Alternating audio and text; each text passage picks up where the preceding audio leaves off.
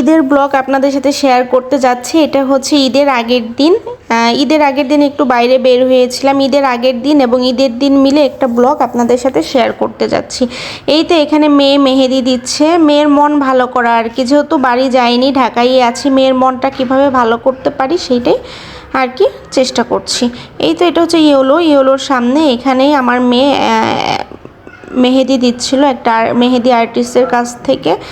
কারণ আসলে কি, বাচ্চাদের খুশি তো আমাদের খুশি, তাই না? যখন একটা মানুষের লাইফে একটা বাচ্চা চলে আসে, তখন কিন্তু সেই বাচ্চাকে ঘিরে একটা মানুষের লাইফ, সে কিভাবে গুছাবে, সে কি করবে, বাচ্চার জন্য কি করবে, বাচ্চা কি খাবে, তাকে কিভাবে খুশি রাখা যায়, এটাই তখন মনে হয় কি এটাই হচ্ছে আমার লাইফ, কীভাবে বাচ্চাকে সুখে রাখা যায়। এই তো এখানে ওকে মেহেদি দিয়ে দিচ্ছি। একটু বের হয়েছিলাম, দেখেছেন প্রথমে যে দুধ বের করে রেখেছি। হ্যাঁ, ঈদের আগের দিন তো আমি গাভীর দুধ বের করে ভিজিয়ে রেখে এসেছি। বাইরের যে কাজগুলো আছে এগুলো শেষ করে তারপরে যাব হচ্ছে বাসায় গিয়ে সেমাই এবং পায়েসটা রান্না করে রাখবো ঈদের জন্য। এতে এখানে লারিবে এসেছি। এবার ঈদে তেমন বেশি কেনাকাটা করিনি, আসলে কুরবানি ঈদ তো।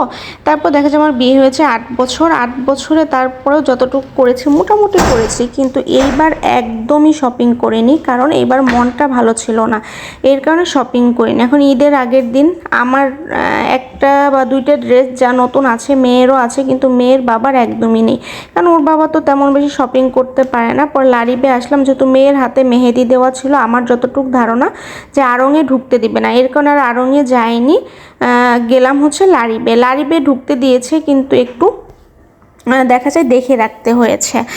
পরে ওর বাবার জন্য একটা পাঞ্জাবি নিয়ে নিলাম।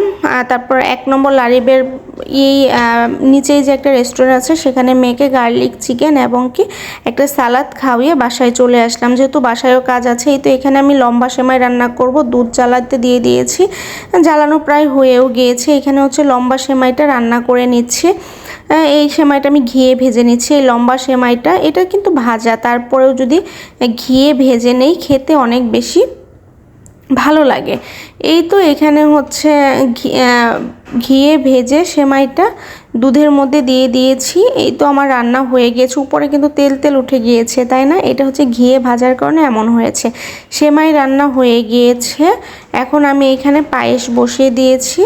পায়েসের মধ্যেও আমি ঘি দিয়ে দিব। পায়েসটাও প্রায় হয়ে এসেছে, কারণ ঘি দিলে কি হয়, শাহি শাহি একটা ফ্লেভার এবং খেতেও ভালো লাগে। এর কারণে দেখা যায় যে পায়েসের মধ্যেও ঘিটা দিয়ে দিচ্ছি। ঘি যাদের পছন্দ তারা এভাবে রান্না করতে পারেন। আমি বলতে পারি যে অনেক বেশি মজা লাগবে এবং শাহি শাহি একটা ফ্লেভার আসবে। অনেকেই কিন্তু কেওড়া জলটা পছন্দ করেন না, তাই না? কেওড়া জলের ঘ্রাণটা পছন্দ করেন না, ভালো লাগে না, তারা কিন্তু এই ঘি দিয়ে করতে পারেন, তাদের কাছে আশা করছি ভালো লাগবে। এটা হচ্ছে ঈদের আগের দিন রাতে ছিল, টুকটাক একটু কেনাকাটা ছিল, মেয়েকে একটু খুশি করার জন্য রেস্টুরেন্টে নিয়ে গেলাম, মেহেদি দিয়ে দিলাম এবং কি বাসায় এসে পায়েস আর সেমাই রান্না করলাম ঈদের দিন, যাতে আমার কষ্ট না হয়। এটা হচ্ছে ঈদের দিন, ঈদ বলে কথা, ঘর তো গুছাতেই হবে, তাই না? আমার বেডরুমটাকে সুন্দর করে গুছিয়ে নিলাম, সুন্দর একটা চাদর বিছিয়ে নিলাম। এই চাদরটা হচ্ছে অ্যাপ্লিকের চাদর, কিছুদিন আগে কিনে এনেছিলাম, দেখতেই পেয়েছেন। এই তো আমি ঘর সব কিছু ক্লিন করে নিয়েছি, একদম ফ্যান এসি সব কিছু ক্লিন করে নিয়েছি। কারণ কি, ফ্যানটা আগে পরিষ্কার করে নিয়েছিলাম। এই তো ওয়ার্ড্রপের উপরে কিছু মেডিসিন আছে, ইগনোর করবেন, এবং কিছু প্রসাধনী আছে, মানে বিউটি যে প্রসাধনী আছে, বিউটি প্রোডাক্ট, সেগুলো ইগনোর করবেন, কারণ ড্রেসিং টেবিলে আমি বিউটি প্রোডাক্টগুলো রাখতে পারি না, আমার মেয়ে নিয়ে ইউজ করে ফেলে দেয়, এর কারণেই। আর বারান্দায় যে কিছু কাপড় দেখতে পাচ্ছেন, এগুলো ইগনোর করবেন। আর এটা হচ্ছে আমার বেডরুম। ঈদ ব্লগের সাথে আমার বেডরুম ট্যুরটা আপনাদের সাথে শেয়ার করে দিলাম। এই তো এটা হচ্ছে, এখানে খাট রেখেছি, পাশে সোফা রেখেছি, একটা 4 ড্রয়ারের ওয়ার্ড্রপ আছে, 2 পাল্লার একটা আলমারি, আর হচ্ছে ড্রেসিং টেবিল। এটা হচ্ছে আমার বেডরুমের সাথে একটা বেলকনি এবং জানলা। আর এইটা হচ্ছে আমার গেস্ট রুম। আসলে 2টা রুম, যেহেতু আমার বাচ্চা ছোট, আমার 3টা বেডরুমের প্রয়োজন হয় না, আমার 2টা বেডরুমেই হয়ে যায়। এই তো এখানেও আছে হচ্ছে একটা খাট, 3 পাল্লার একটা আলমিরা আর বুক শেলফ, আরও আছে ট্রে টেবিল।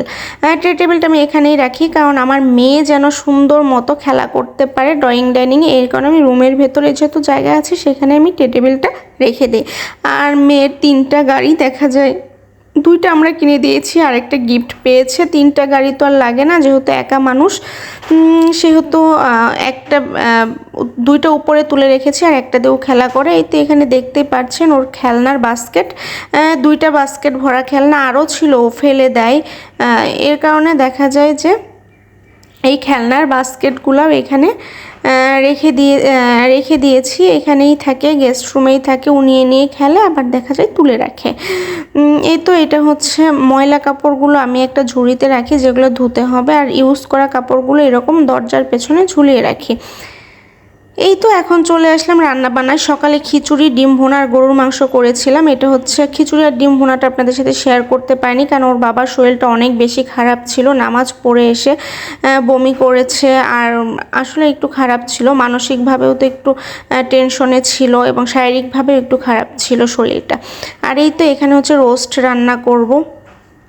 রোস্টের জন্য আমি চিকেনগুলো মাখিয়ে নিয়েছি। এখানে হচ্ছে একটা চিকেন আর একটার হাফ ছিল, মানে 6 পিস ছিল। কারণ দেখা যায় কি আসলে 3 জন মানুষ তো, আর নিচে দারোয়ানকে খেতে দিচ্ছি। দারোয়ান যেহেতু থাকে, একা মানুষ, ফ্যামিলি সহ থাকে না। ঈদের একটা দিন তাকে সকালেও খাবার দিয়েছি এবং কি দুপুরেও দিব। আর রাতে আমরা বাসায় থাকবো কি না জানি না, এর কারণে রাতের খাবারের কথা বলিনি। দুপুরে যে খাবারটা দেবো সেটাই আশা করছি রাতে খেতে পারবে সে। এই তো এখানে চিকেনের মুরগিগুলো একটু বড় বড় হয়ে গেছে, এর চাইতে একটু ছোট হলে ভালো হয়। ওর বাবার কাজ, ওর বাবা শুধু বড় বড় জিনিস চোখে পড়ে। সব সময় বলি যে, আমি বলেও দিয়েছি যে ছোট সাইজের, মানে 700 বা 800 গ্রামের মুরগি এনো, এত বড় মুরগি এনো না। তারপরেও বড় মুরগি এনেছে, আর কি করার বলুন, ওইটাই ভেজে নিচ্ছি। দেখেন কত বড় বড়, তাই না? এত বড় মুরগিদের রোস্ট করলে কি হয়, একটা অসুবিধা আছে, মশলাটা ভেতরে ঢুকতে চায় না। এর কারণে আমি দেখা যায় লবণ দিয়ে মাখিয়ে রেখেছিলাম যাতে ভেতরে একটু লবণটা ঢুকে। প্রথমে আমি লেগ পিসগুলো ভেজে নিয়েছি, তারপর বেস্ট পিসগুলো ভেজে নিলাম। আর এখানে আমি পেঁয়াজের বেরেস্তা করে নিয়েছি। পেঁয়াজের বেরেস্তা করে আসলে আমি অ্যাজ ইউজুয়াল মশলাগুলো দিয়ে কষিয়ে নিয়েছি। অ্যাজ ইউজুয়াল বলতে এখানে আমি রাঁধুনি রোস্টের মশলা দিয়েছি, হালকা মরিচের গুঁড়া দিয়েছি, ধনিয়া গুঁড়া দিয়েছি, আর দিয়েছি গরম মশলার গুঁড়া, আস্ত গরম মশলা, এলাচ, দারুচিনিও দিয়েছি, আর দিয়েছি হচ্ছে রোস্টের মশলা, আদা পেস্ট, রসুন পেস্ট, মিষ্টি দই দিয়েছি। আমি সাধারণত বিরিয়ানি এবং রোস্ট রান্না করার সময় মিষ্টি দইটাই দিয়ে থাকি। আমার কাছে কেন জানি টক দই দিলে খেতে ভালো লাগে না। এটা আসলে যার যার রুচির উপর বা টেস্টের উপর ডিপেন্ড করবে। এই তো এখানে আমি সব মশলা কষিয়ে ভেজে রাখা রোস্টের পিসগুলো দিয়ে দিয়েছি। আসলে নিজের রান্না বলতে না, রোস্ট রান্নাটা আমার অনেক বেশি ভালো লাগে। আমার নিজের রোস্ট রান্নাটা আমার কাছে অনেক বেশি ভালো লাগে, যেমন কালার আসে, খেতেও অনেক বেশি ভালো লাগে। আমার কাছে কেন যেন মনে হয় আমার রোস্ট রান্নাটা রেস্টুরেন্টের চাইতেও বেশি টেস্ট হয়। আমার কাছে ভালো লাগে। আমি প্রথমেই বলেছি, রুচি এবং টেস্ট যার যার উপর ডিপেন্ড করবে। আমার টেস্ট বা আপনার মুখের টেস্ট কিন্তু এক না। এই তো এখানে হচ্ছে দুধ দিয়ে দিলাম। আমি কিন্তু কোনো প্রকারের পানি এখানে ইউজ করব না। প্রথমেই দেখেছেন যে প্রথমে যে দিয়েছি এটা হচ্ছে দই দিয়েছি। দইটা আমি মশলা কষানোর সময় দেইনি। এখন যে মাংস কষাবো, এখন আমি দইয়ের সাথে পানি মিক্সড করে দিয়ে দিয়েছি। কষানো হলে তারপর এখানে আমি দুধ অ্যাড করে দিব। এই তো দুধও অ্যাড করে দিয়েছিলাম, যেটা রেকর্ড করতে পারিনি। আর এখন দিয়ে দিচ্ছি হচ্ছে টমেটোর সস। আর আরেকটা জিনিস বাদ পড়ে গিয়েছে, আমি কিন্তু এখানে বাদাম পেস্টও দিয়ে দিয়েছিলাম। বাদাম পেস্ট না দিলে রোস্টের সবচেয়ে টেস্ট কিসে থেকে আসে জানেন? বাদাম পেস্ট থেকে। আর শেষে যখন ঘিটা দিবেন তখন একটা শাহি শাহি ফ্লেভার আসবে। আর এখানে আমি কাঁচামরিচ ফালিও দিয়ে দিলাম। কাঁচামরিচ ফালিটা আসলে সৌন্দর্যর জন্য আর ঘ্রাণের জন্য, এটা যে টেস্ট বা ঝাল করবে তেমন কিছু না।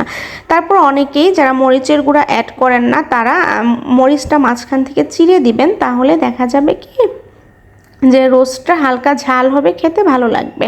আর এই তো এখানে আমি পেঁয়াজটা আগেই বেরেস্তা করে রেখেছিলাম, দেখতেই পেয়েছিলেন, সেই পেঁয়াজ বেরেস্তাও দিয়ে দিলাম। রোস্টটা দেখতেই পেয়েছেন, দেখতে অনেক সুন্দর হয়েছে, তাই না? খেতেও কিন্তু মাশাআল্লাহ অনেক বেশি ভালো হয়েছিল। আর আসলে কি বলবো, যদি ভালো লাগে তাহলে লাইক কমেন্ট শেয়ার এবং সাবস্ক্রাইব করবেন। আর যদি কারো কাছে রোস্টের রেসিপিটা লাগে তাহলে অবশ্যই আমাকে কমেন্ট করবেন, আমি একদিন আপনাদের সাথে সময় করে শেয়ার করে দেব। কারণ কেন শেয়ার করতে চাচ্ছি, আমি যে রোস্ট রান্না করি এটা অনেক বেশি পারফেক্ট হয়। যে রান্নাটা পারফেক্ট হয় সেটা তো আপনাদের সাথে রেসিপি আকারে শেয়ার করতে কোনো সমস্যা নেই, তাই না? এই তো দেখতেই পাচ্ছেন আমি ঘি দিয়ে দিচ্ছি প্রত্যেকটা চিকেনের উপরে যাতে প্রত্যেকটা চিকেনেই সুন্দর মতো ফ্লেভারটা চলে যায় ভিতর পর্যন্ত। এই তো আমার রান্না হয়ে গিয়েছে। এখন আমি এখানে পোলাও রান্না করছি। অনেকেই পোলাও রান্নার শেষে বেরেস্তা দেন, তাই না? আমি দেই যখন পানিটা একদম শুকিয়ে যায়, হালকা হালকা পানি থাকে, তখন আমি বেরেস্তা দিয়ে গুঁড়া দুধ দিয়ে এবং ঘি দিয়ে ঢেকে দিই। পরে যখন একদম হয়ে যাবে তখন ঢাকনাটা খুলে পরিবেশন করব। সুস্থ থাকবেন, ভালো থাকবেন, আল্লাহ হাফেজ। দেখা হবে নতুন কোনো ব্লগ ভিডিওতে। আরও ব্লগ আসছে আপনাদের মাঝে। ঈদের পরের দিন কোথায় বা ঈদের দিন বিকেলে কোথায় বেড়াতে গেলাম সেই ব্লগগুলো যদি দেখতে চান তাহলে অবশ্যই লাইক করে সাবস্ক্রাইবটা করে বেল আইকন বাটনটি ক্লিক করে দিবেন। আল্লাহ হাফেজ।